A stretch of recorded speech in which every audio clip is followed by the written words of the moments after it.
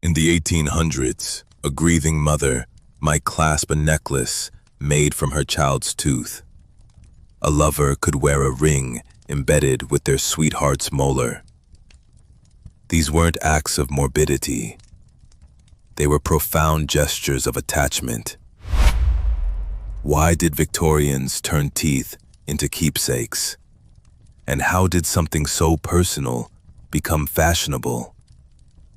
We're about to step into their world of mourning, memory, and strange beauty. Imagine reaching into a velvet-lined box and pulling out a pendant. At first glance, it looks like any other piece of antique jewelry, perhaps gold, maybe a delicate floral design. Then you notice it. Nestled in the center, smooth and slightly yellowed, is a human tooth. Your fingers might freeze. Your stomach might tighten. That immediate recoil is exactly what museum curators see when they watch modern visitors encounter Victorian tooth jewelry for the first time. One curator at the Victoria and Albert Museum noted that people often jerked their hands back from display cases, as if the teeth might still carry some lingering contagion. Another observed visitors whispering to each other in a mix of horror and fascination, unable to look away even as they cringed. This reaction makes perfect sense today. We associate teeth with dentist chairs, loose baby teeth tucked under pillows, or the unsettling sight of a skeleton's grin. But to Victorians, teeth carried an entirely different weight. They weren't just biological remnants. They were physical anchors for memory. While we might save a lock of hair in a baby book, Victorians went further. They wore these tokens openly, turning molars and incisors into brooches, rings, and watch fobs. The gap between their perspective and ours reveals how drastically attitudes toward death and remembrance have shifted. Consider a locket from 1843, now in a private collection. It holds a single tooth framed by tiny seed pearls. The original owner wore it daily, not as a shock tactic, but because it belonged to her sister, who died in childbirth. To her, that tooth wasn't grotesque. It was a quiet rebellion against forgetting. Another piece, a man's cufflink set with his late wife's canine tooth, was described in his will as a comfort against the silence. These weren't outliers. Ads from the period show dentists offering to clean and mount teeth for grieving families, while jewelers advertise settings suitable for memorials of all kinds, including teeth. The discomfort we feel now says more about our era than theirs. Modern death customs often keep remains out of sight, embalmed, cremated, or hidden behind polished caskets. But Victorians lived closer to mortality. Childbirth, fevers, and industrial accidents made death a frequent visitor. They didn't have the luxury of distancing themselves from it. Instead, they found ways to carry their dead with them, quite literally. A tooth in a necklace wasn't just a keepsake. It was a daily touchstone, a way to keep speaking to someone who was gone. That's the heart of it. Where we see something unsettling, they saw intimacy. The same tooth that might make you shudder was, to them, a last brush of a loved one's smile, preserved in gold. In Victorian England, grief wasn't private. It was ritualized. When someone died, families didn't just mourn, they performed it. Widows wore black for a year. Children's shoes were dyed to match. Mirrors were covered to keep spirits from getting trapped. Even clocks stopped at the hour of death. But the most intimate signs of loss were worn. A locket of hair, a miniature portrait, or a tooth. In 1862, one widow wrote, "Had Mr. Thornton mount his tooth today in a locket. Strange that this small white thing outlived him." Another mother had her daughter's last baby tooth turned into a brooch.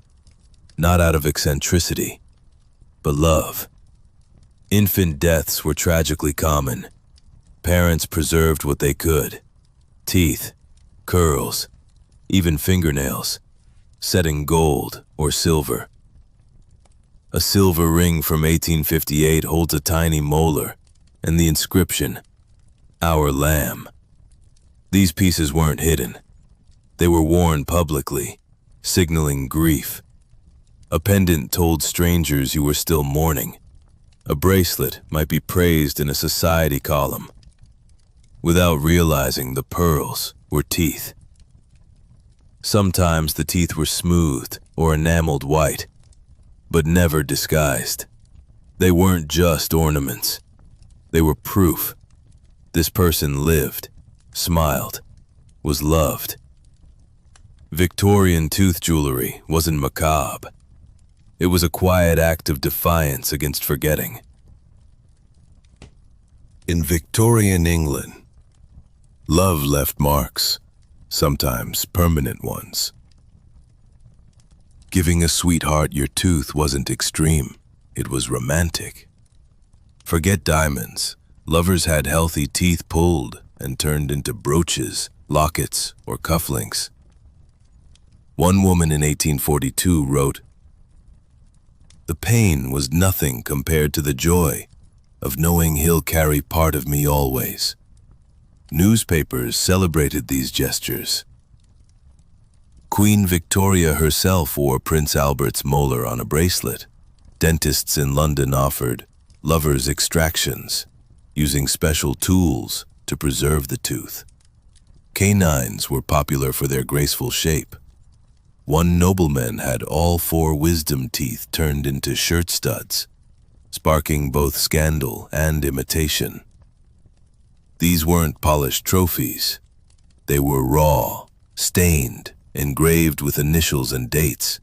Some were mounted in lovers' knots, or tiny hands clasped in metal. Tooth jewelry offered permanence. In a world of long sea voyages and wars, a tooth didn't fade like memory, or burn like a letter. Even in death, they stayed close. One admiral was buried with his wife's tooth sewn into his collar, 23 years after she passed. Victorians saw this not as macabre, but as devotion made real. Wherever I go, part of me stays with you. We live in a world that hates to talk about death. Now when someone dies, we post online tributes and change profile pictures with filters. We keep ashes in pretty urns, hiding their reality. Victorians did the opposite. They wore jewelry with pieces of the dead, showing grief openly. Today, mourning is digital.